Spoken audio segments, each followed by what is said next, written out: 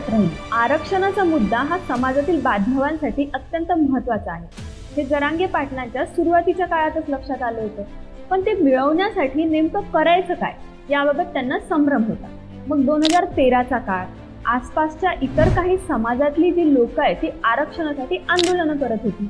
या समाजाकडून इतर मार्गांबरोबर विविध सरकारी कार्यालयावर मोर्चा काढून निवेदनं दिली जात होती आणि हे जरांगे पाटलांच्या निदर्शनास आलं।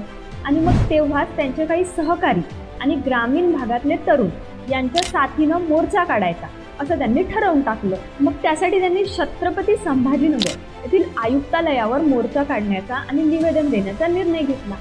आसपासच्या गावातील तरुणांना गोळा करून त्यांनी हा मोर्चा काढला होता आणि उल्लेखनीय बाब म्हणजे या मोर्चामध्ये सुमारे 3400 गाड्या भरून 40,000 तरुण स्वतःच्या खर्चाने सहभागी झाले होते। या मोर्चेबद्दल मोर्चेकरांना काही माहितीही नव्हती।